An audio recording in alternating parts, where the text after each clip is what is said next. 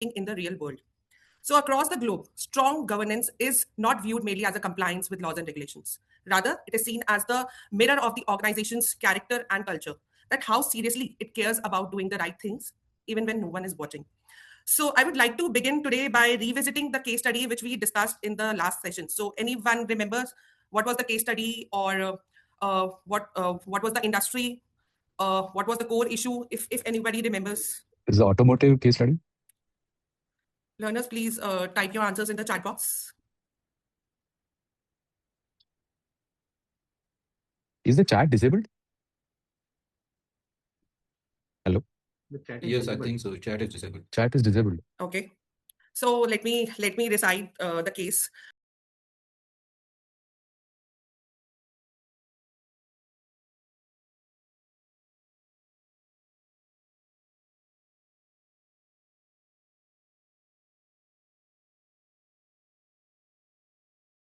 So it was about a global automobile manufacturer who was found to have misrepresented the environmental performance of its vehicles. The actual emission levels were significantly higher than what was legally permitted across several countries where the cars were sold and operated. So to bypass regulatory testing, the company deployed a concealed software mechanism that altered performance only when it sensed that an inspection or some tests were carried out, enabling the vehicles to pass the emission compliance checks and be sold in the market, despite failing to meet the real world environmental standards. So, when the regulators uncovered this issue, the impact was widespread and severe. Customers realized that they were misled about the environmental impact of their vehicles. Employees and dealers faced serious reputational fallout, and in some cases, there were the cases of the job losses. And regulators across multiple countries imposed heavy penalties, and overall, public trust in the company's brand was deeply damaged. So the organization itself acknowledged that confidence has been broken with multiple stakeholders. So incidents like this does not occur in the isolation or because of some technical mistake. Across global markets, such failures are almost the symptoms of weak corporate governance. Weaknesses such as poor board oversight, ineffective internal controls, lack of ethical leadership, and a culture that prioritizes short-term gains over the long-term responsibility and the sustainability.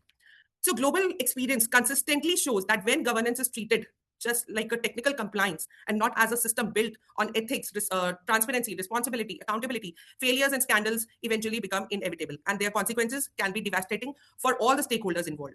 So this is why today corporate governance is understood not merely as a legal or regulatory requirement, but as a critical framework that shapes how decisions are made, how risks are managed, how stakeholders' interests are safeguarded, and how an organization's long-term sustainability is preserved. So, in this module, we will explore why strong corporate governance is essential, how such failures can be prevented through effective governance mechanism, and what a role each of you plays in upholding these principles, whether you are as a director or as a CXO or as a KMP. So, let's go to the next slide.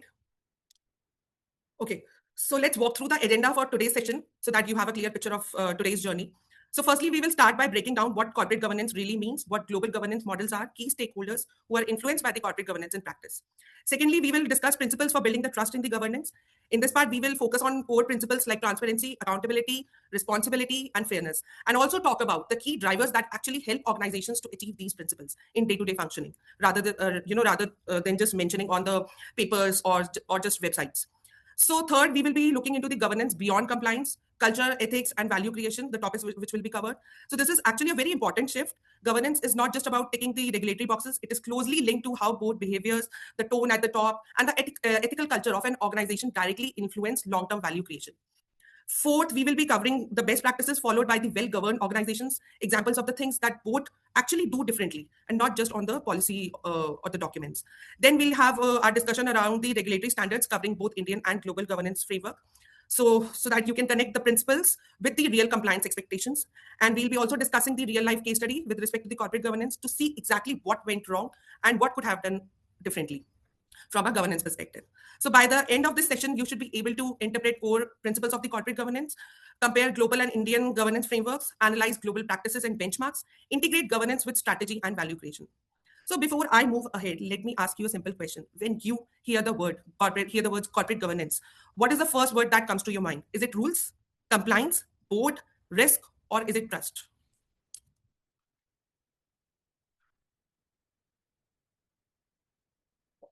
Okay, adherence and trust, compliance. Compliance, okay. Trust. Actually, all are very important: rules, compliance, board, risk, or trust. But we will see throughout this session that trust is really at the center of the everything when we talk about the governance. So if governance does not build trust, it is not serving its true purpose. Kira, can we go to the next slide? Next slide. Okay. So now let's come to the fundamental question: what exactly is corporate governance? There is no single universal definition for the corporate governance because governance serves multiple purposes. It can be viewed from a regulatory angle, sometimes ethical angle, strategic angle, or even social or public trust angle. So, but it is actually very helpful to see how key global institutions like these, which are presented in the slide, describe it, because each of them highlights a slightly different dimension of governance, and together they gives us a complete picture. So first, let's talk about the Cadbury report. So Cadbury report is one of the earliest and the most foundational sources on corporate governance. It describes corporate governance as the system by which companies are directed and controlled. The simple definition already tells us three things. Governance is about direction, about control, and about the system, which means it is based on the structures, processes, and checks. So this definition also places responsibility quite clearly on the board of the directors, indicating that the board is one of the is one of the most is one of the must. I'm so sorry. So indicating that the board is one of that must ensure that company is properly directed and controlled. So not just left entirely to the management without the oversight. So to put it simply, governance decides who has the power, how decisions are taken, and how management is overseen and held accountable. Then we have OECD. So OECD outlines corporate governance as the framework that defines how a company is directed and managed in relation to its shareholders and stakeholders, and emphasizes that strong governance builds trust, transparency, and accountability, encouraging long-term investment, financial stability, and sustainable growth. So OECD adopts the Cadbury idea and expands it by balancing interest of the broader set of the stakeholders, such as shareholders, employees, customers, regulators, and society at large. So according to OECD, good governance is not about short-term profits, but about the long-term sustainable growth. Then we have World Bank. So World Bank looks at governance through the lens of development and public trust. It emphasizes on accountability, transparency, efficiency, and trust as the key elements of governance that helps markets and economies function in a very fair and stable manner, protecting the public confidence in the organization. And then we have SEBI. So SEBI's definition of corporate governance is very practical and very ethics driven. It says that corporate governance is about management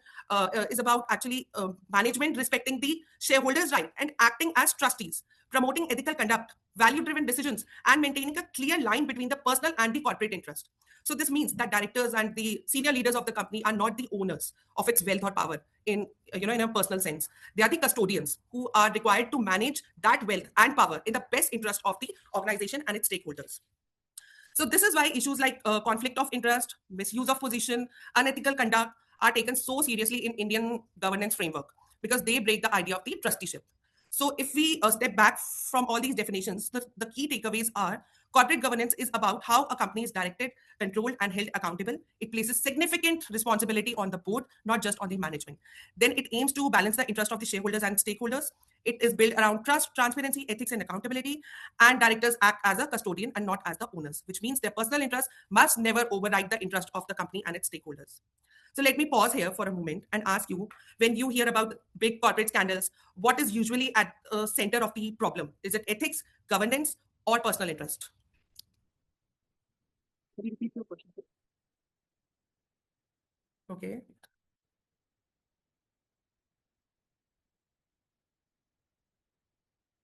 All of them. Okay. It's a combination of all. So the most appropriate answer is the personal interest, especially when personal or promoter interest is put ahead of the company's and stakeholders' interest. It becomes the center of some big corporate scandal, which reflects a breakdown in both ethics and governance. So, Kira, correct. One leads to another.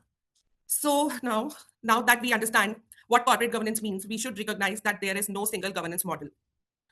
Governance looks different in different parts of the world, depending on the history, law, ownership patterns, and culture. So different countries have developed different governance models based on their legal systems, ownership structures, cultural expectations, and economic priorities. For example, some Asian economies follow state-led government influence models. Then in many markets, we have family and promoter-dominated structures.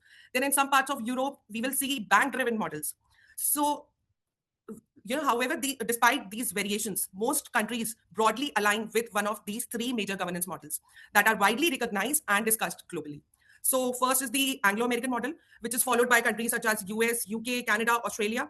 So this model is strongly focused on the shareholder primacy, which means the primary objective is to maximize the shareholders' value. Shareholders' interests are the center of the board decisions. Then companies in this model usually have a one-tier board structure where executive and non-executive directors sit together on the same board and take decisions collectively. Then ownership in these markets is usually dispersed, which means no single shareholder like a promoter who has an absolute control. Shares are widely held by institutions and individuals. And because of this, the market is itself, through shareholder activism or takeovers, mergers, or through performance-linked pay, plays a strong role in monitoring companies. So boards are under constant pressure from capital markets and large investors to perform and to keep governance tight. But in contrast, we have the continental European model, followed by countries like Germany, France, Netherlands, take a broader stakeholder approach, where companies are expected to balance the interest of the shareholders, employees, banks, and sometimes even the state.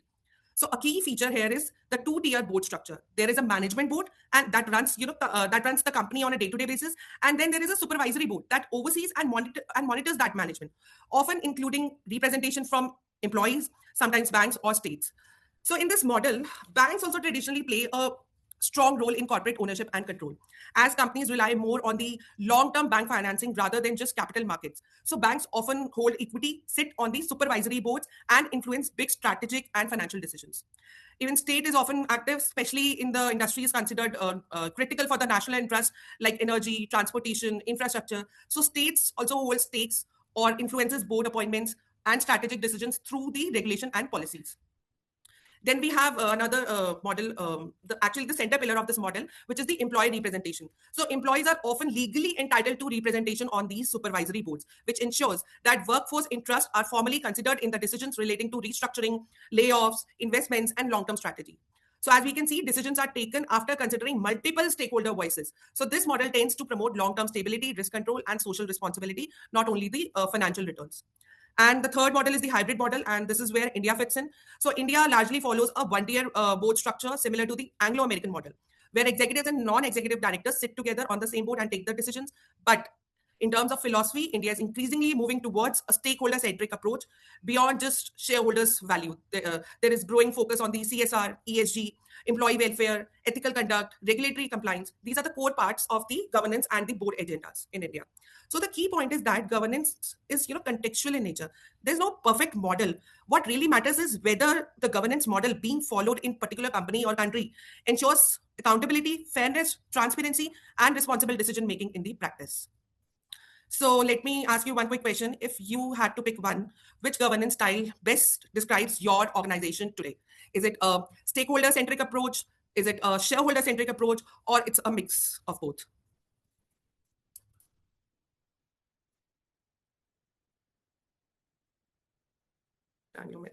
It's a mix.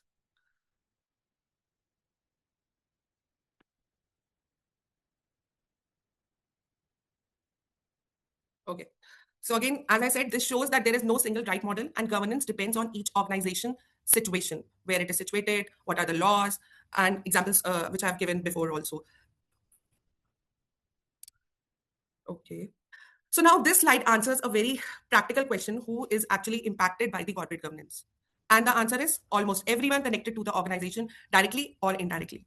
So let's go through each stakeholder group shown on the slide. So for shareholders and investors, governance safeguards their rights, ensures fairness in treatment, and provides timely and accurate financial updates and other key information. Then we have the board of directors. Governance defines the board's role as the strategic guide and ethical guardian of the company. The board is expected to guide the strategy, oversee the leadership, and ensure legal and ethical compliance at all times. Then we have executive management. Governance ensures that management implements the board's strategy responsibly and ethically and operates within the defined risk boundaries approved by the board.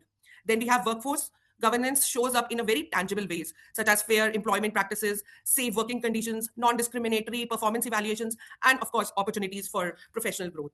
From a consumer perspective, governance ensures product quality, honest communication, and fair pricing. Then governance also has a strong influence on suppliers and third-party vendors because it covers transparent procurement process, fair and timely payment terms, and ethical sourcing practices. Then we have public securities and regulators. Governance ensures that companies comply with the laws and regulations and align with the broader economic and the social goals of the country. Then we have communities and the public at large, again through CSR initiatives, environment responsibility, sustainability efforts, and the broader social impact of the company's operations. So, learners, if we link back to that emission case study, which we discussed, so it was not just about the investors who suffered. Customers were misled, employees lost their jobs, regulators lost their trust, and communities were harmed by increased pollution. So, when we talk about the governance, we are not talking only about the shareholders, we are talking about everyone who trusts the company, who works for it, who invests in it, who buys from it, and even who lives around it. Okay, so we have one engagement round. So a small knowledge checkpoint to see how these ideas play out in the real situations. Okay, so we have one question. So a company has policies on safety and ethics, but senior leaders continuously ignore them and pressure employees to meet targets at any cost. What is the root issue? Learners, can we have the answer?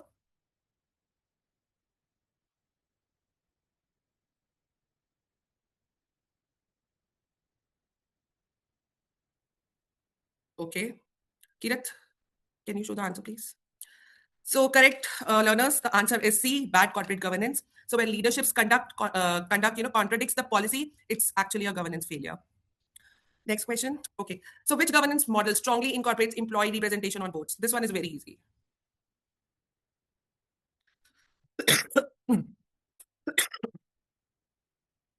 Kirat, can we have the answer?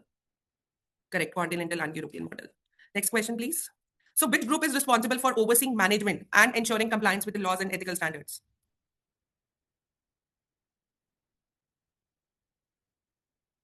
100% correct. Kirat, can we have the answer? The board of directors. So let's get into the important section of the corporate governance now. Uh, Kirat, can you go back? Kirat, can you go back? Okay. So before we talk about the rules, regulations, or boards, let's talk about one word that sits at the center of the governance, which is trust. So every corporate scandal you have heard of, every market crash, every regulator stepping in, if you peel the layers, you will always almost find one thing missing, which is the trust.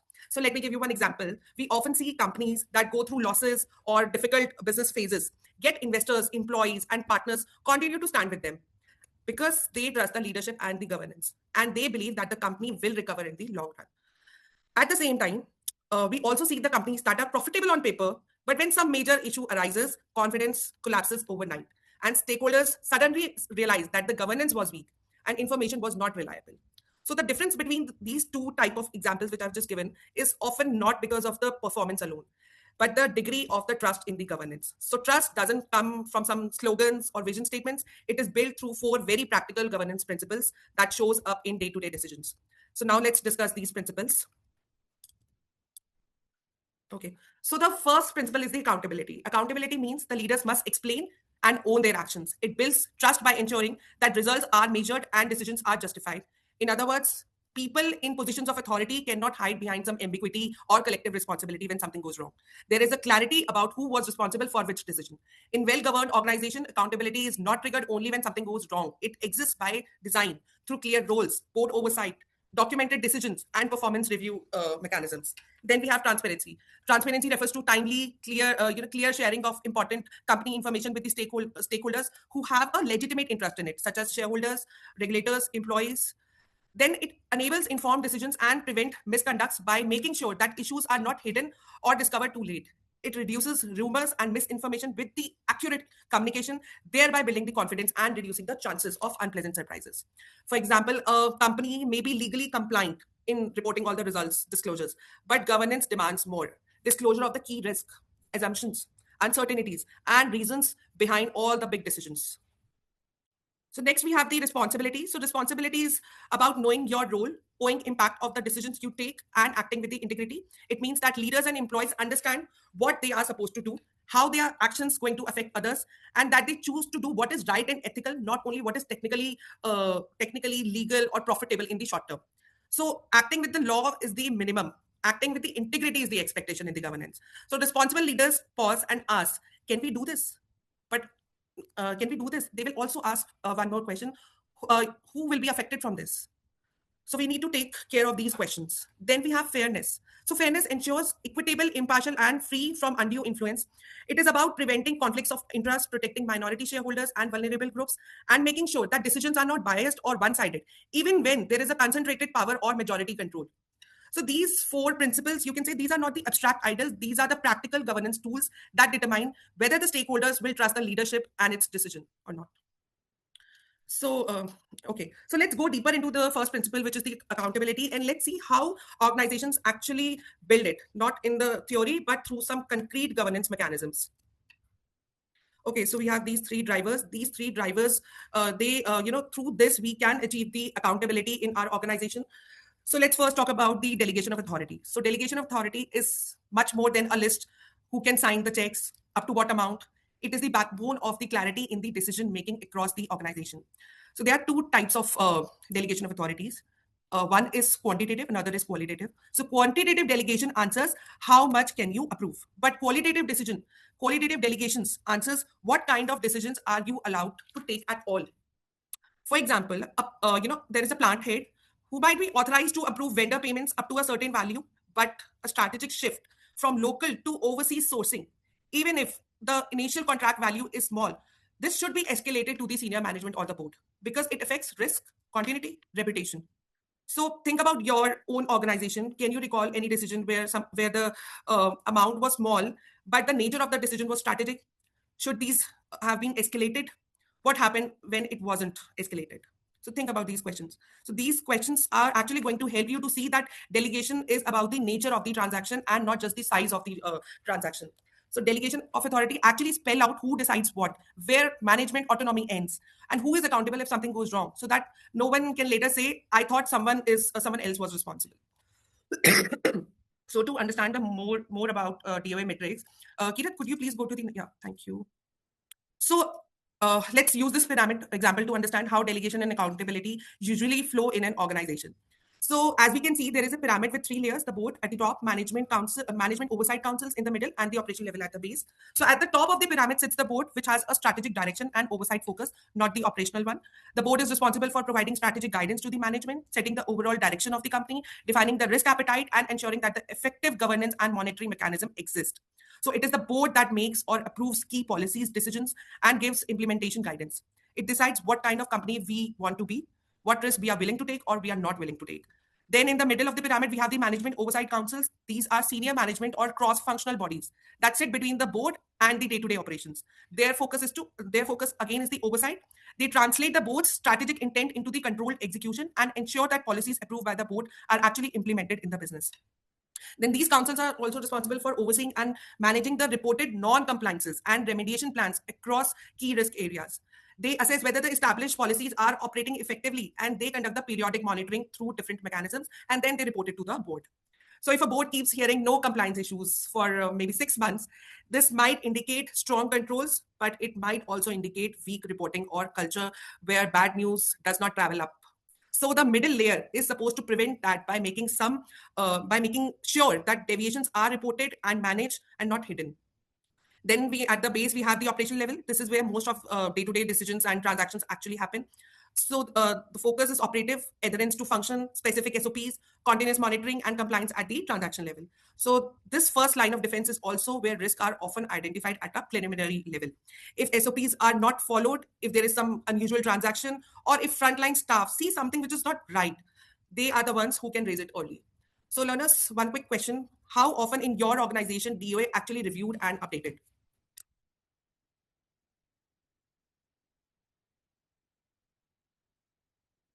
Not much. Okay.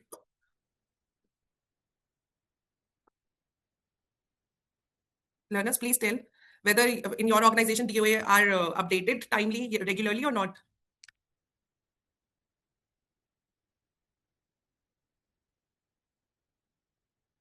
Every year. Okay. So this is what we need to check. These are the reality check you are required to do as the director in your organization from the governance perspective. Even if you're not a director, even as a CXO, even as a KMP, you need to have this check. Now, can you go back? Yeah. So the second driver is the board committees. We have discussed a bit about the board committees in last session also. We will discuss this about the board committees in the regulatory section. But I just want to add one point here. Board committees exist to anchor the accountability in specific areas where risk, judgment, and oversight cannot be left fully to the board alone. By assigning defined responsibilities to specialized committees, the board ensures that someone is always answerable for the key matters like audit, risk, remuneration, ethics. So in governance, committees prevent accountability from becoming collective or and diluted, and they make it clear who owns what. Then we have board evaluation. So board evaluation is about checking whether the board, its committees, each director are actually fulfilling their roles and not just occupying positions in the organization chart. So evaluation framework assess decision-making quality, compliance with the laws, governance standards, and the effectiveness of the governance practice. And they identify both strengths and gaps for the continuous improvement rather than fault finding alone. So I just want to give you one example of the board evaluation. Kirat, next slide. Thank you. So board evaluation is a structured way to ask, is our board is truly effective in its governance role, or it's just simply compliant on paper? So a typical framework, evaluation framework, uses a rating scale, which is shown on the left side of the slide, ranging from outstanding and exceeds expectation down to needs improvement and poor, to convert qualitative impressions into comparable feedback that can be analyzed over time for trends and gaps. So evaluation usually covers 4 broad buckets, which we have shown it in the right: board composition and structure, board processes and effectiveness, individual director performance, and other cross-cutting governance areas.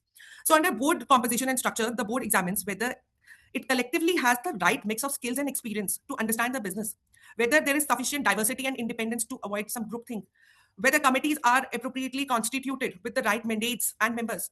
If the board lacks lacks the independence or the key skills, accountability weakens at the very foundation. So think about your current board in your company. If you had to label its diversity and skill coverage on this 1 to 5 scale, where would you place it?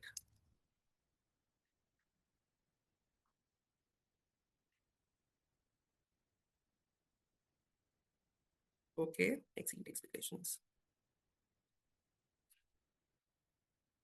Okay, so if we are getting ratings like 3, 2, 3, 4, 5, these rating means that there is some gaps exist respect to the diversity or skill, and you need to fill the gap to make it to the rating 1. Next, we have board processes and effectiveness, which focuses on how the board works, the quality of the meetings, the timelines and adequacy of information flow, the depth of the strategic oversight, the culture of open discussion and challenge, and how effective compliance oversight is. Then we have individual director performance, which looks at the attendance and the preparation, contribution to the discussions in the meetings, understanding of the businesses, discharge of the fiduciary duties, which we discussed in the last session also. This ensures that accountability does not get buried in a collective responsibility, but recognizes that each director has a personal duty to be engaged, informed, and ethical. And finally, evaluation often includes other areas like the quality of internal controls, audits, board oversight of technology, digital risk, and how effectively it responds to emerging governance challenges, which together show whether the board is keeping pace with the changing risk landscape or is stuck in some narrow financial statements mindset. So the sample evaluation table illustrates how such ratings might look in the practice.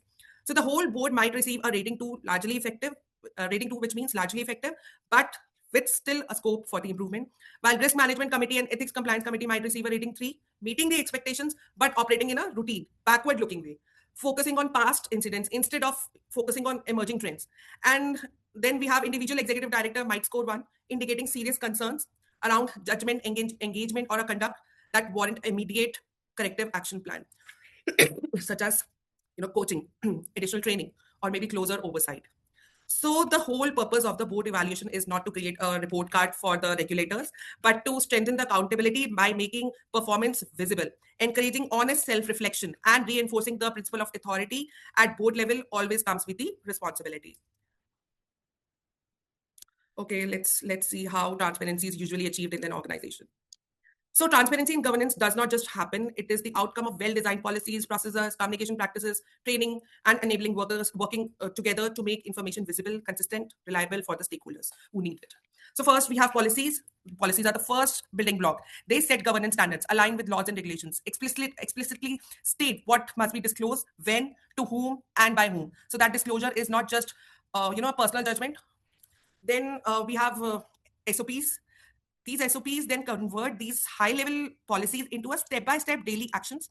A policy might merely say all conflict of interest must be disclosed by the directors. Whereas SOP will explain how directors submit a conflict of interest declaration, who is going to review it, how often it is updated, how records are maintained for audit and regulatory purposes. So turning a principle into the repeatable and auditable process. Then we have disclosures and communications. Disclosure and communications are actually the key to bring the truly transparent principle in the organization.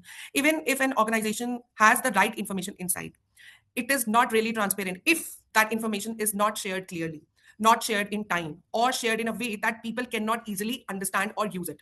So, if important details are hidden in a complicated technical language or buried inside hundreds of board papers, board documents, without clear summaries of the main issues like risk, decisions required, then the transparency has effectively failed. Then we have board training. It's another important key driver. Directors need to know what high quality, transparent information looks like, what they are the key responsibilities, legal responsibilities, how to interpret the dashboards, risk indicators, and financial and non-financial data also to spot the trends and ask the right follow-up questions when things look unusual. So next we have technology. So for technology, we have some examples. Kiran, thank you. So technology supports transparency through several key features and through specific digital governance tools, which are now widely used across companies and jurisdictions as a part of the modern governance framework. So let's discuss the features first. The first key feature is real-time monitoring. Modern governance technologies allows automated dashboards and digital tools to track compliance, risk, and key governance actions on the live basis. So instead of waiting for the quarterly updates or post-facto audit reports, board and management can see the current status of the filings, approvals, obligations at any point of time. Then we have secure data management. Transparency must always be balanced with the confidentiality. Governance platforms, these tools ensures that sensitive company information is protected through access controls, audit trails, and data integrity mechanism. Then we have stakeholder access. So digital board portals and governance portals allow seamless role-based access to the governance data, to the directors, to the auditors, or maybe some other key stakeholders. This eliminates version confusion, repeated document requests, or maybe last-minute paper circulation. Then we have improved decision-making. Technology enhances board effectiveness by converting raw data into the meaningful insights. AI-enabled analytics highlight trends and emerging risks that may otherwise go unnoticed. So this allows boards to move beyond surface-level discussion to focus on the forward-looking questions. Then again, we have streamlined process. Governance technology automates repetitive and high-risk processes such as policy approvals, meeting scheduling, disclosures, and related party transactions. Now let's talk about these digital governance assets or tools. So these digital governance assets shown here represent globally recognized governance tools that are widely used by the companies across industries and jurisdictions. So these tools are not the country specific or organization specific. They are aligned with the international best practices and are increasingly considered essential components of the mature governance framework. So tools such as related party transactions help organizations identify, track, approve, and disclose the transactions in the structured and transparent manner. Then we have insider trading tool, which monitors trading windows, disclosures, and compliances with the securities regulations. Then we have board evaluation and board maturity assessment tools, which provide structured evidence-based insights into the board effectiveness, skills, and governance gaps also.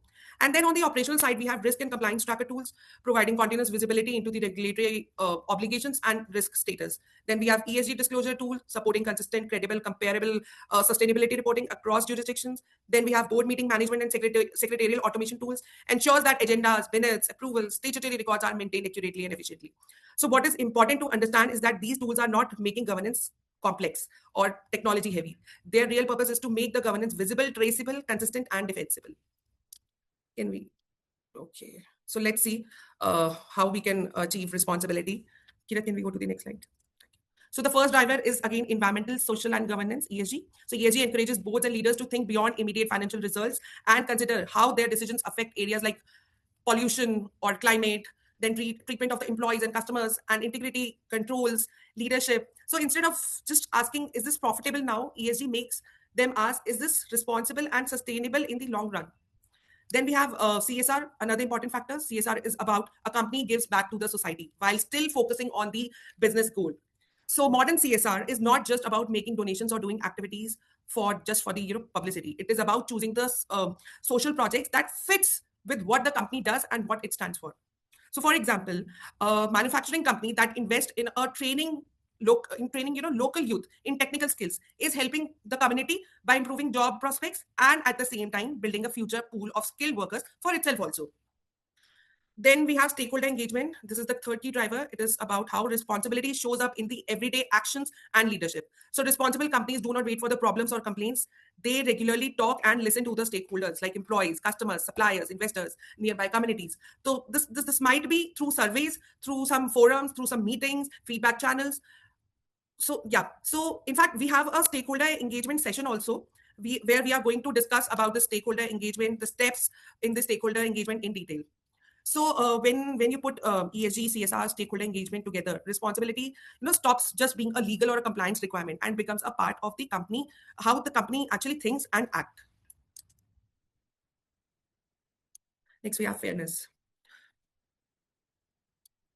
So one of the strongest drivers of fairness in an organization is the whistleblower mechanism. It is actually a formal system of policies, channels, and processes that allows company employees and other stakeholders to confidently or anonymously report suspected wrongdoings within an organization. So these wrongdoings typically include fraud and financial irregularities, bribery and corruption, theft or misappropriate of assets, harassment, discrimination, serious HR conduct, breach of laws, regulations, internal policies, health, safety, environmental issues and violations. Then we have data protection and cybersecurity breaches. So it gives people a safe and a confidential way to speak up when something does not feel right at this mechanism. So this mechanism explicitly prohibits retaliation against someone who reports actually in the good faith. So in reality, most governance issues are known inside the organization long before they become the public. So if again we'll go back to that emission case, the issue went for the years, which means many engineers and managers likely knew what was happening. The fact that no internal whistleblowing led to an early action or board intervention shows that the reporting channels were either weak or not trusted.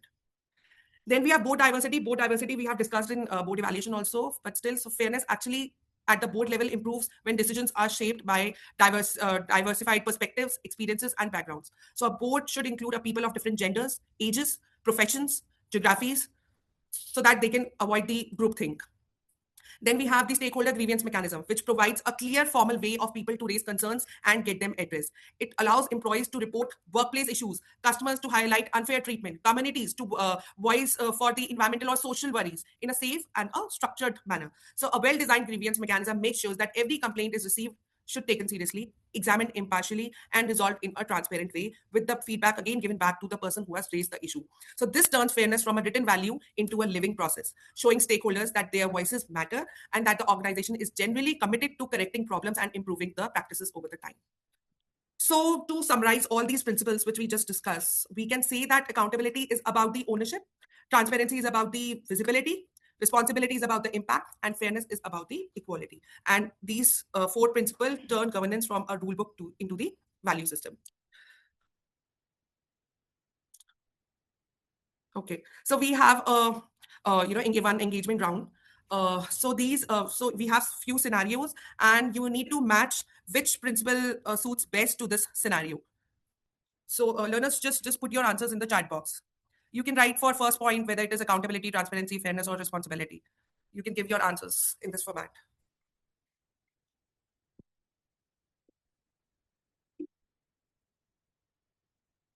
You can give all the answers for all the scenarios. You can give the answers together.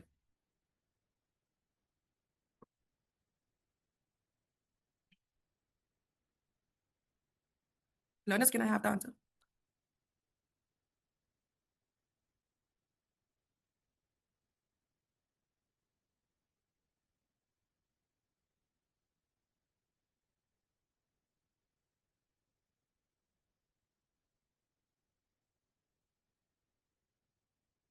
Learners, 1 minute more for the answer.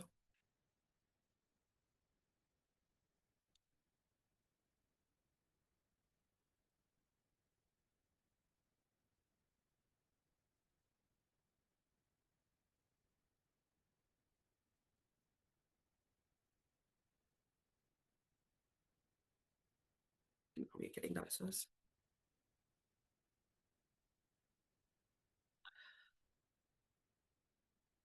So, Kirat, could you please show the answers? Okay, so the board does not, if the board does not review or audit or risk reports properly, again, it's accountability issue. Then financial or compliance data is delayed and not disclosed properly. It is a transparency issue.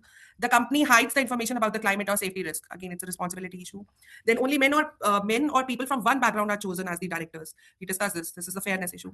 Then we have investors asking the questions, but the company does not respond on time. Again, responsibility issue. And the minority shareholders are not consulted before a major restructuring decision. It is the fairness issue. Correct. So to take it further, now I request Yoshita to take the session. Hello, learners. So again, we have been chatting in the chat box for quite some time now. So let me speak to you for the next few slides. So first, in this section, governance beyond compliance, culture, ethics, and value creation, I want to shift gears from what we must do to how do we conduct ourselves as a board member to ensure governance standards are met. So the next 20 minutes are going to be really about understanding real challenges you will face as directors. So let's get up for some brainstorming here. Let me start by asking a simple question.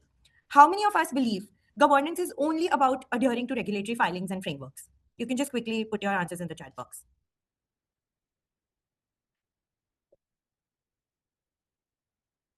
Great. So I can see no as a common opinion. And I was sure that none of us would think that because at senior levels, we all know compliance is the baseline and it keeps us out of trouble. But governance at the board level is really about something really deeper. It is about culture and value creation, which we have been understanding in the past few slides as well.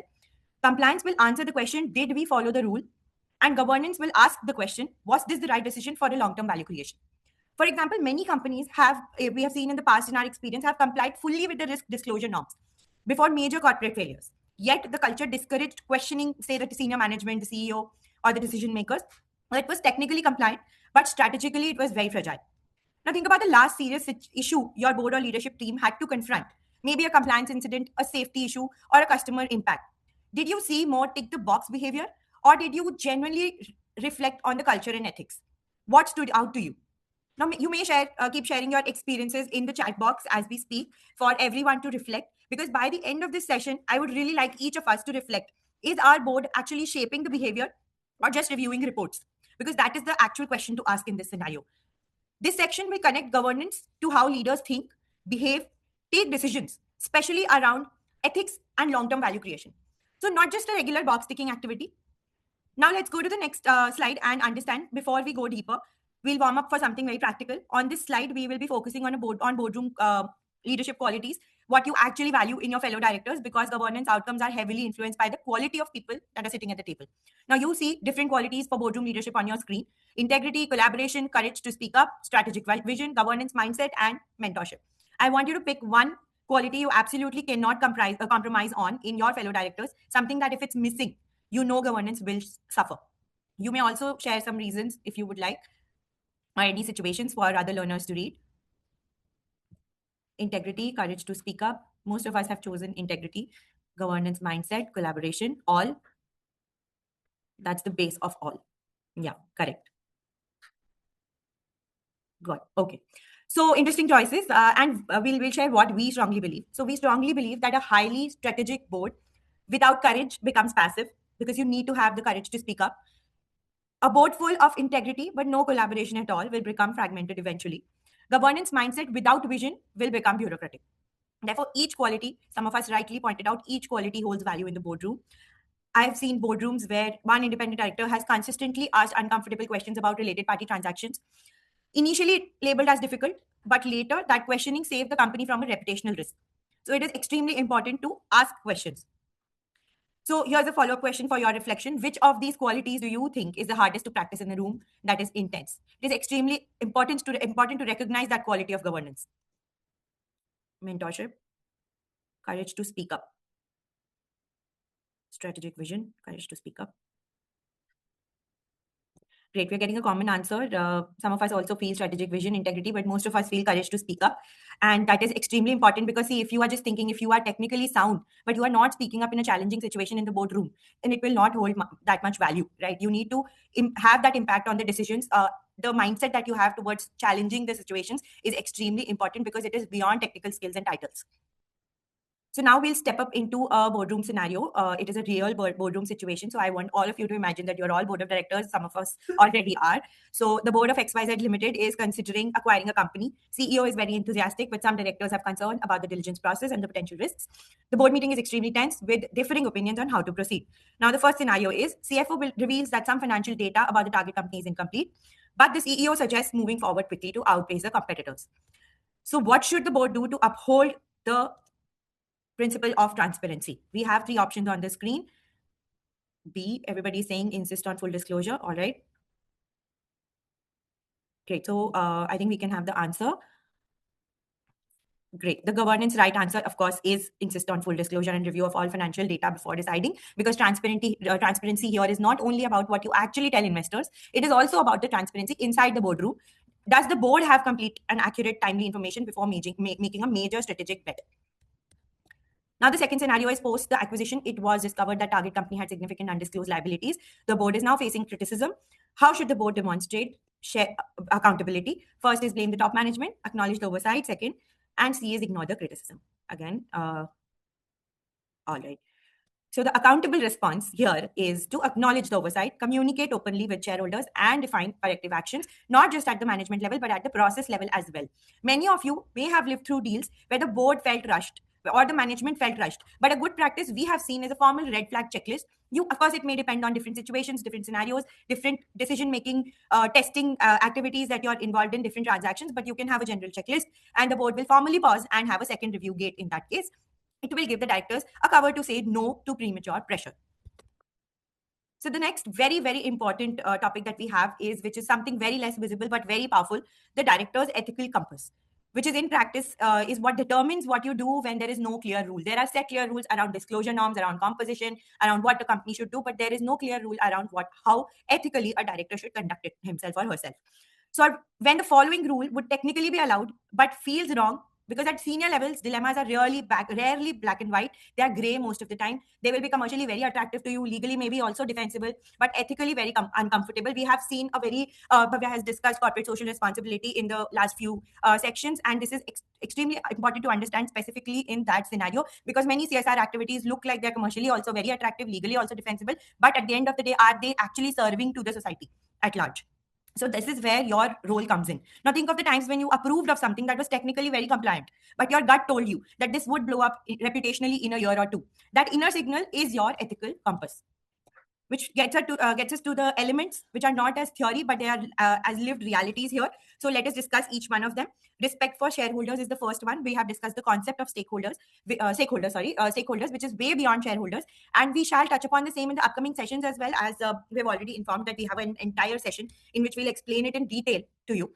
And Bhavya has also briefed you on it. So it is extremely important to respect the shareholders and the stakeholders, employees, communities, regulators, financial institutions, all of them are included in this. Then the second we have is stewardship.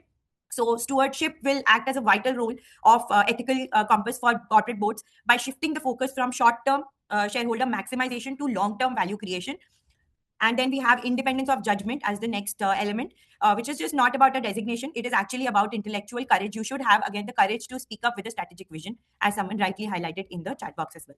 The next one is courage. Again, sometimes the most ethical vote is the lonely one, because you're standing alone in a room of, say, 10 people and trying to do the right thing. The next element is humility and continuous learning. So as we all know, it is the era of AI.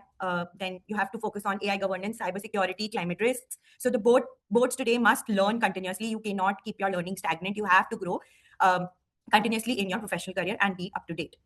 Next is accountability to society. Of course, reputational damage is traveling today faster than regulatory action. The regulators may take a month or so, or maybe a year to come back to you, but reputational damage will take seconds. We have heard of social media campaigns and how everything ends up getting out there.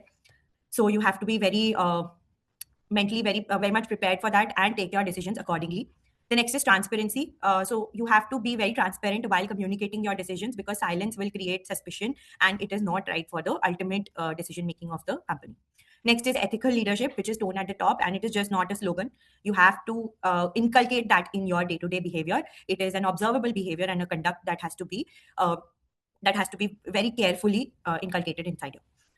So I hope through this slide, we could pass on the message to you that ethical compass is not just an abstract concept. It is a personal commitment. So notice how interconnected these are. Courage without independence is just noise. Transparency without accountability is just optics. Stewardship without stakeholder respect will be incomplete. So we have discussed about board evaluation. We have noticed in many board evaluations that technical preparedness will score very high for most of the directors, yet ethical courage scores very low. So this is a situation of crisis. And we will be discussing a case study also with you. In the meantime, I'll leave you with one thought. If your decisions in a scenario led your company and you to the front page tomorrow, and not in a positive manner, would you still do it? So reflect on this and take decisions accordingly. So the next is a pick and defend round. So this is the time to reflect on what we have discussed. Let us understand from you. which is that one element from the director's ethical compass, which is the most important to you, and you can tell us why. We can go back to the previous slide, Kira, so that people can see the elements. Yes. Great. So please pick up the elements and courage. You can also type, why do you think so? Ethical leadership.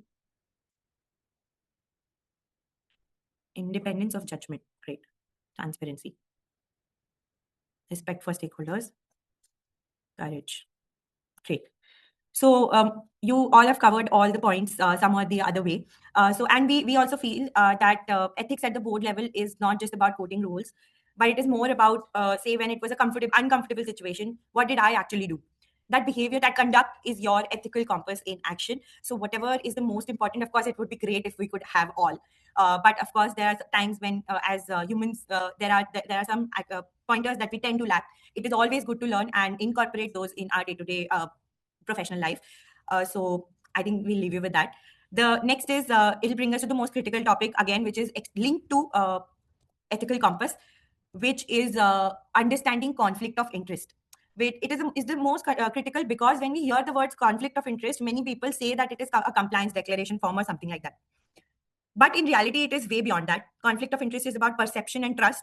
It is less about illegality and more about the credibility of that person and the situation they are in. So in one word, what do you think? What comes to your mind when you say the word conflict, hear the word conflict of interest? Transparency, trust. Learners, from the question, we mean by what do you feel when you hear the words conflict of interest, in the sense not breach of, yeah, correct. Someone has rightly mentioned breach. It could be any type of conflict. It could be financial conflict or any other type of conflict as well. In your day-to-day life, what do you think in your professional life is a conflict or a conflicting situation that you have faced or any of your peers have? Lack of transparency. All right. Interesting. Two actions leading to compromise of ethics, having a contract to relatives, knowing more than the opposite party. All right. Interesting. Self-interest versus corporate interest. Correct. Failure to disclose. Correct. Correct. So from your answers, we can also conclude that conflicts are not always financial. They could also be personal, informational, or resulting in a reputational conflict as well. So now let's break it down practically. We'll explain the type of conflicts and then we'll give you a scenario. We'd love to hear your thoughts around it. We discussed some of these earlier as well. Let's see if you can crack this one. The first one is financial conflict, which occurs when a director has a direct or indirect financial interest in a transaction or a contract or decision that the board is considering. It could be a related party contract or loan from the company, anything. So the scenario that we are giving you is that a director owns 20% in a logistics company, bidding for the company's shipping contract. Now, in this case, what could be the best practice according to you in this situation?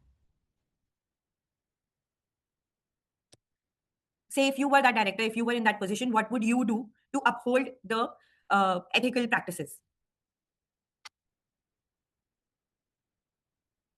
Disclose his share in his company, disclose, transparency, disclosure. Express opinion, abstain from voting. Great. Great. So the director must declare the interest and abstain from voting / decision making, because it is extremely important for the director to not be present in that situation. And they have to recuse themselves from that particular discussion or voting. The next scenario that the next type of conflict we have is the personal conflict. So personal conflict happens when personal relationships or family ties influence or appear to influence a director's professional judgment, as some of you rightly mentioned in the chat box as well. First scenario is a director's relative applies for a senior management role in the company. What is the best practice according to you? Disclose.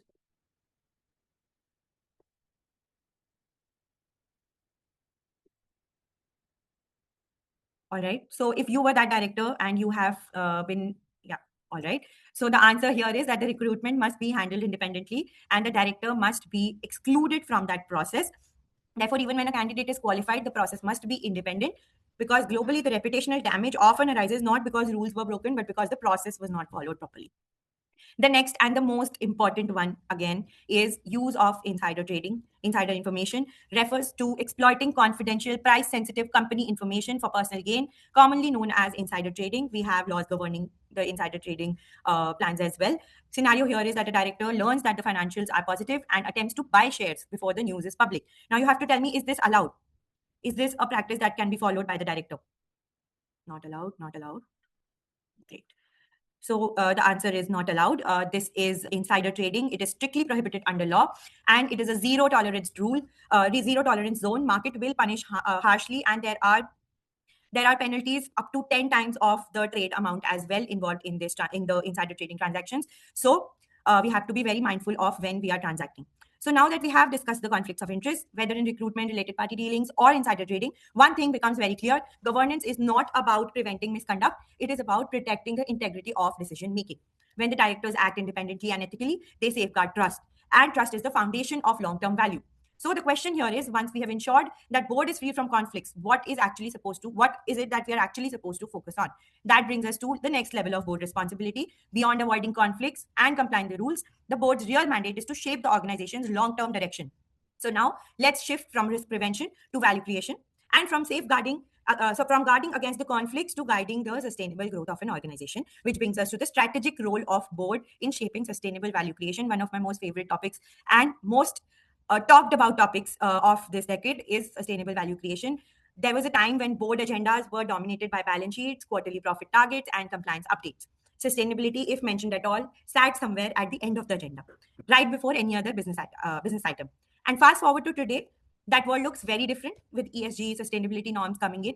Now imagine a modern boardroom with directors where they are reviewing climate risk maps along with financial forecasts, discussing gender diversity targets along with market expansion, and evaluating carbon transition plans the same way they evaluate the capital allocation.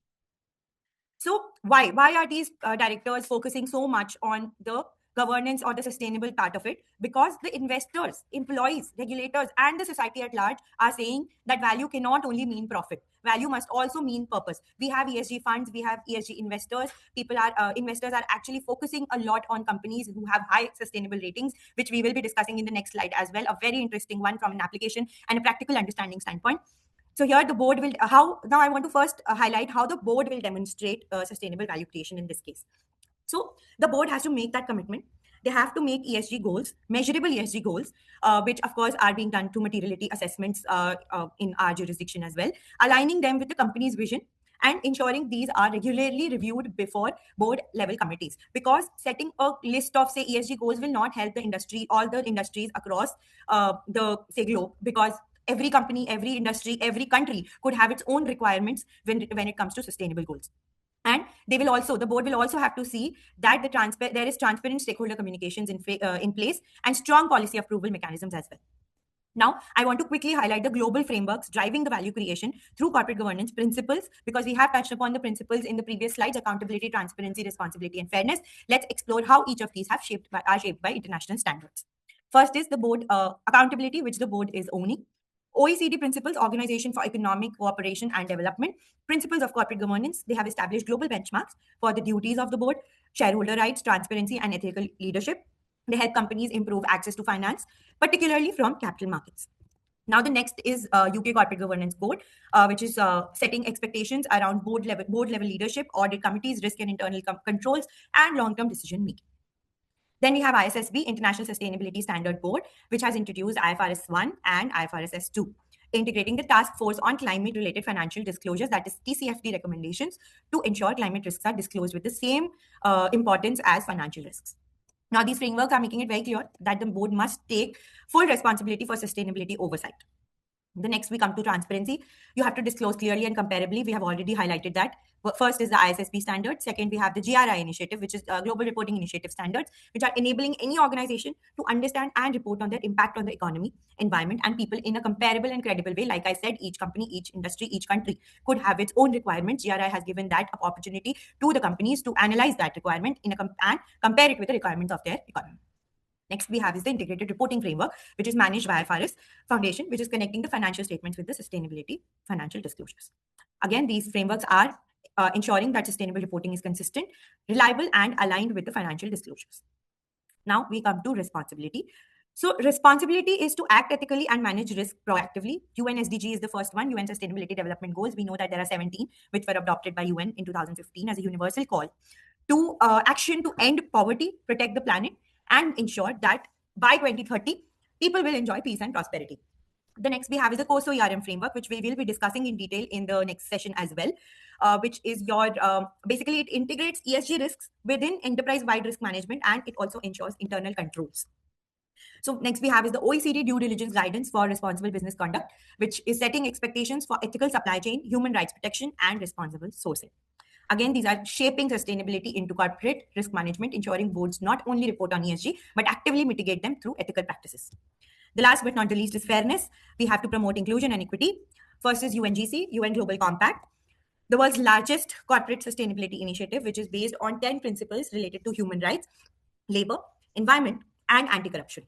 Then we have the International Labour Organization standards defining global labor practices, ensuring women and men to obtain decent and productive work in conditions of freedom, equity, security, and dignity. Next is your EU Gender Balance on Corporate Boards Directive, mandating the gender diversity targets for boards of listed companies across all EU member states. These ensure fairness by becoming an integral part of governance expectations, promoting inclusive decision-making, gender diversity, ethical labor, and equitable growth. So why does this matter? Stakeholders are now expecting companies, again, to go beyond profits to lead responsibly and address issues like climate change, inclusions. You're not just taking from the society, you have to give back to the society as well. And for good, for the future, not just for the present, not just for a month or two, or you have to have a sustainable future. So in a sense, we would say that sustainability has evolved from CSR to execution to boardroom accountability. The next is the impact of strong boardroom oversight in sustainability on ESG ratings. So this is something that is a practical insight into a strong boardroom, where we see direct oversight directly influencing ESG ratings and investor confidence. So our basic need for showing this, presenting this slide is that you all should know how your decisions, how each and every aspect that we have covered today is going to ultimately impact. It will not have an impact in a day or two. It will eventually impact the organization's long-term goals. So these are Morningstar's 2026 best companies to invest in. So there are 91 companies, as you can see on the screen. Negligible to low ratings are really considered very good. And 5 global rating represents exceptional sustainability performance and governance maturity. And Sustainalytics risk score quantifies how much a company's enterprise value is exposed to ESG related risks. The first example we would go to, you have a UK-based information analytics provider. They have got 8.11 ESG rating, which is indicating a negligible risk as per Morningstar, and a strong rating from Morningstar, again 5 globes, for the reasons that the CEO regularly reported its ESG strategy to the board, ensuring continuous oversight.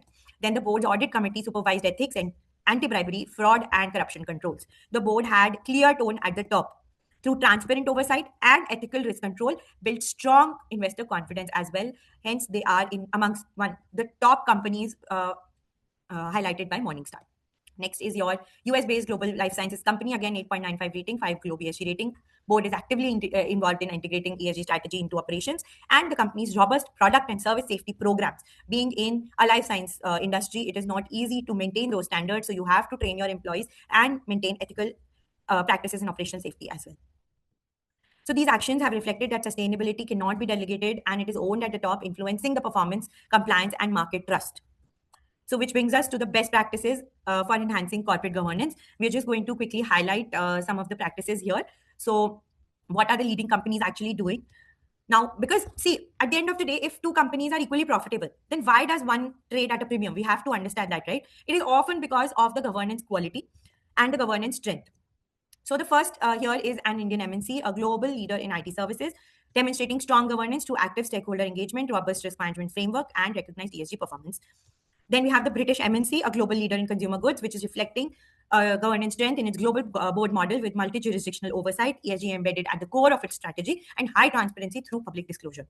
Indian MNC, global leader in next generation digital services. This company showcases governance maturity through diverse board practices, continuous training of the directors, which we had already discussed, that the directors have to keep learning on emerging risks of Gen AI, cybersecurity, and multiple strong board committees are led by independent directors. Which brings us to my next question to you. How much do you think digital literacy at the director level matter? Should it actually develop that or just rely on the management? Without technology understanding, how can the risk? Okay, extremely important. It is needed, matters a lot.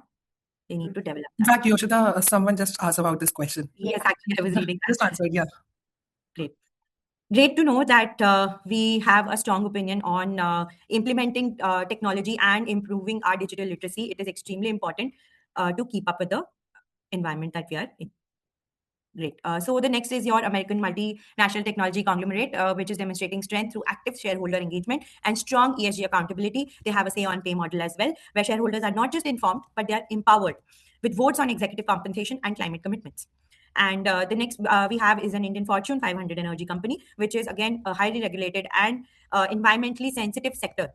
This company embeds ESG within its core governance framework rather than treating it as a peripheral initiative. It follows a structured sustainability agenda at the board level, and they are supported by 14-member experienced board with a diverse skill set, with having governance strength in oversight, alignment, and long-term value creation. Then we have a Swiss-based global food MNC. This company reflects maturity as a well-defined corporate governance structure that clearly separates board oversight from management execution, adopting a strong stakeholder-centric approach. They also have a speak-up platform which is available for their stakeholders, ensuring compliance, but in trust, not just in compliance, but in trust, transparency, and organizational integrity as well. So these examples are constantly reinforcing that effective governance is structured, proactive, and aligned with the long-term sustainability and accountability. Now we move on from principles and best practices into a more formal regulatory structure. Indian and international frameworks that codify the expectations around governance, board responsibilities, disclosures, and stakeholder protection from companies operating in today's market. First, we move to the foundation of Indian corporate governance, which is built on accountability, transparency, and then stakeholder protection. We have the Companies Act laying the legal groundwork for board structures, role of independent directors, mandatory committees, forming the backbone of governance in India. Then we have SEBI LODR regulations, which applies to listed companies. These regulations strengthen board composition. And as someone was asking earlier, that what are the norms that are governing the effectiveness of the listed companies in India. So SEBI LODR, listing obligation and disclosure requirements are the regulations, and controlling the related parties, disclosure standards, investor protection, ensuring fairness and market integrity. Then we have the secretarial standards for streamlining board and general meeting procedures, bringing uniformity to the agendas, minutes, decision-making processes, and ensuring procedural transparency and effectiveness. So these three pillars are the structured and robust governance ecosystem in India.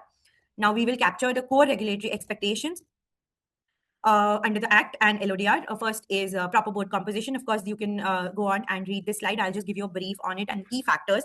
So first will be the governance, which will begin at the level of the board composition with the requirements, independent directors, inclusion of women directors with balancing oversight and diversity. Second will be your committees, audit, nomination, stakeholder, risk management, which are strengthening focus. Then we have the Corporate Social Responsibility Committee overseeing the policies and regulatory framework around CSR. Then we have board processes, regular meetings, defined quorums, proper documentation through detailed minutes, and preservation policies of documents.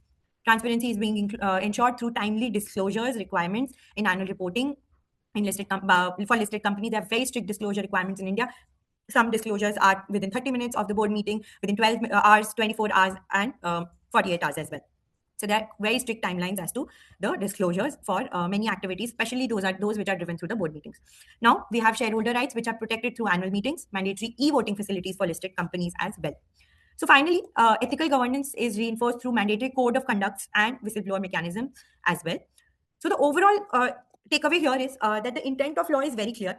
Accountability has to be structured. It doesn't just need to, it is not optional at all. It has to be formal and very structured with clear bifurcation of duties and delegation.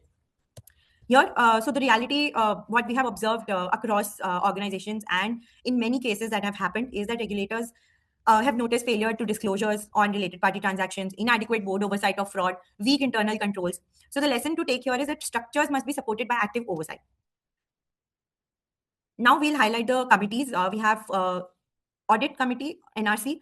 Audit will have, of course, the financial oversight, reporting, internal controls, processes, mechanisms. NRC will be looking into the board composition, performance evaluations, fair remuneration policies, ensuring that leadership quality and independence is not compromised at all. Then we have Stakeholders Relationship Committee, which safeguards the interest of the investors by addressing grievances. We will learn more about it in the stakeholder session, which is the last session. Then we have the CSR Committee, which will formulate and monitor the CSR policy and spending obligations. In addition to these, we also have seen best practices. Risk management is mandatory for many companies in India. We have the whistleblower and vigil mechanism. Then we have some also form ESG committees, ethics committee, finance committees voluntarily as well, which strengthen your specialized oversight majorly. So in our experience, the real question is not, do we have committees? Because see, the structures are already in place. So you have to have the committees. But you have to understand, do you have the right people in the committees with the right expertise is a finance person sitting in, say, an NRC committee. You have to understand where the right fit is. Do you have enough time and information to take the decision? And do you bring issues back to the board in a way that leads to action? So now beyond India, we'll go to the leading markets which have their own governance regimes. You can, of course, go through all these frameworks. We have UK Companies Act, we have Corporate Governance Code, EU rules, US Sarbanes-Oxley, and Dodd-Frank, Australian Stock Exchange rules, King's Report in South Africa, Singapore's code, Saudi, UAE, Vietnam, Canada, and many others. So many of these operate on a comply or explain model, especially the UK, EU, Australia, Canada, and Singapore. That means you either comply with the code or explain publicly why you are not complying. So, and IFRS also plays a very huge role here globally by setting the standard for financial reporting, which underpins transparency and accountability in governance, even though it's not a governance law per se.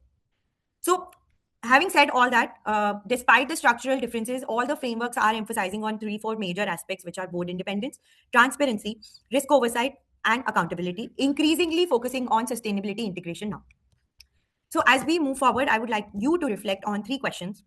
First, is your board compliance driven or strategy driven? Are they only following it in spirit or in law? Is ESG treated as reporting or as risk and opportunity management? Or if a regulator or investor reviewed your governance architecture tomorrow, would you feel confident about it? So governance maturity today is not about avoiding penalties. It is about earning the trust in the era where scrutiny is very, very crucial. The next we have is the OECD principles of corporate governance, which are international benchmarks for many countries, and they are using these frameworks when framing their own codes. They are we have highlighted the principles here, which are embedded. Basically, whatever principles we have explained till now are in some or the other way coming from these OECD guidelines and other broad guidelines that we have discussed here. So, as you can see, we have also given a source link to OECD Corporate Governance Fact Book. You can refer to that fact book also and read it more in detail. The key principles here we have highlighted, which are right and equitable treatment of shareholders, role of institutional investors, disclosure and transparency. We have already highlighted responsibilities of the board, sustainability and resilience. So if your company has cross-border listing, it is very useful to benchmark your governance practices, not just against Indian regulations, but also against these global codes and OECD principles. So here we summarize what we see consistently across major jurisdictions, which we have highlighted below. These themes will sound very familiar to you because we have been discussing it constantly across the session. We will have the code of conduct for the directors, whistleblower protection, anti-bribery, anti-corruption policies. We'll have the minimum independent director requirements, often gender diversity requirements as well.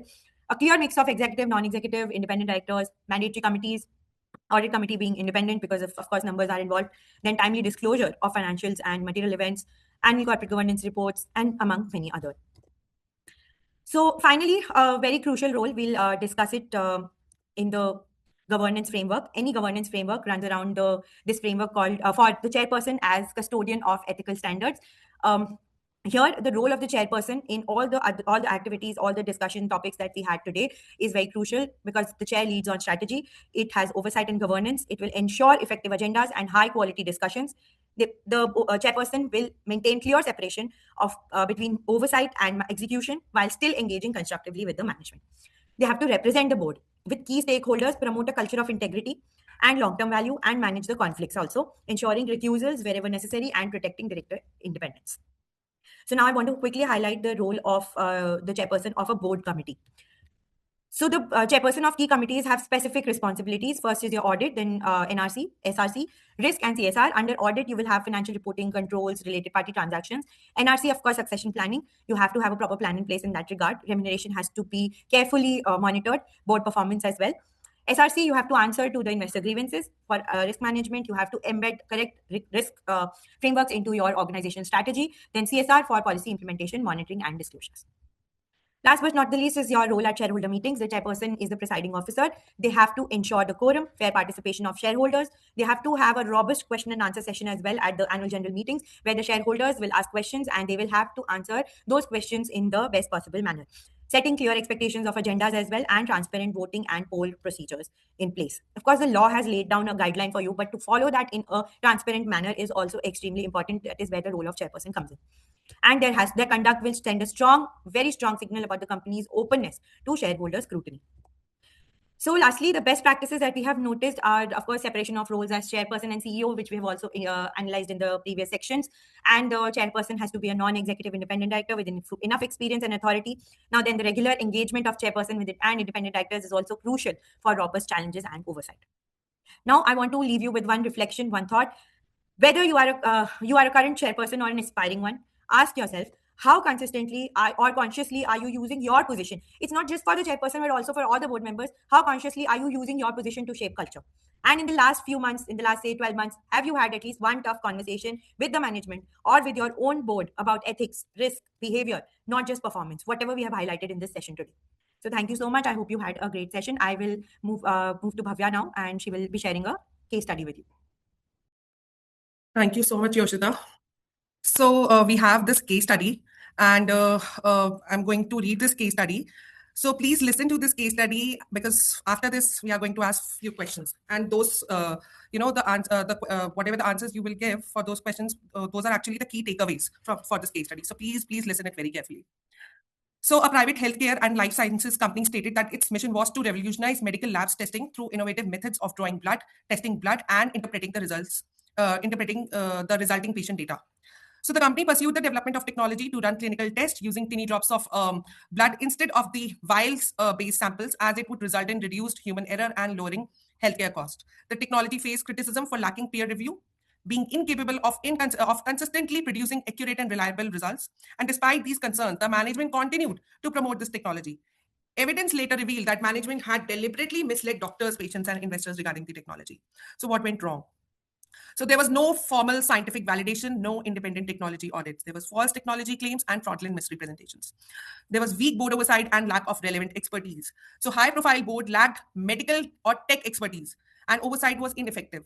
There was extreme secrecy and culture of fear. Again, there was no whistleblower mechanism and no ethical hotline or hostile culture was there.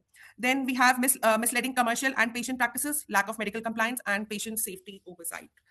Then we had some findings for this case study, which were the criminal charges. So regulatory authority and enforcement agencies convicted the founder and CEO and the CEO, who was also the member of the board and the president, of for defrauding the doctors and patients, and in fact insurance companies also. Then we have healthcare regulators found that serious deficiencies in companies' labs were there, so they revoked the licenses and banned senior executives from operating in the labs. Then again, investors lost hundreds of millions. And then finally, the company collapses. The company ultimately ceased operations and was formally dissolved. So based on this case study, we have few easy questions. Kirat, can we go to the questions? So learners, I would just request you to give the answers quickly. It's already 8:30 p.m. IST. So could you please quickly give the answers for these questions based on the case study which I've just explained?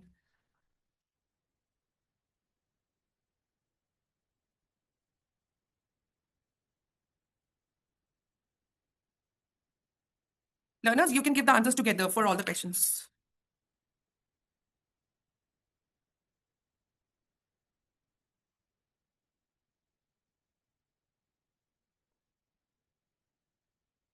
Okay, 30 seconds more.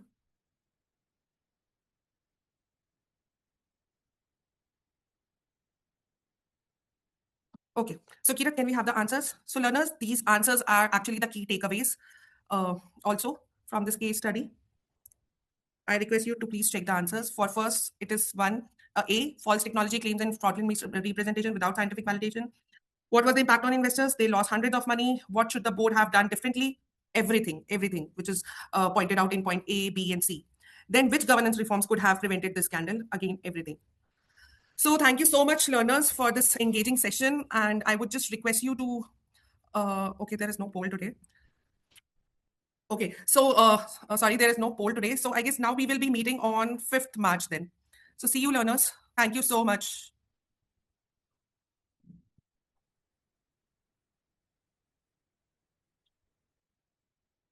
Okay, thank you. Thank you. Thanks, Ushita, Bhavya. Thank you.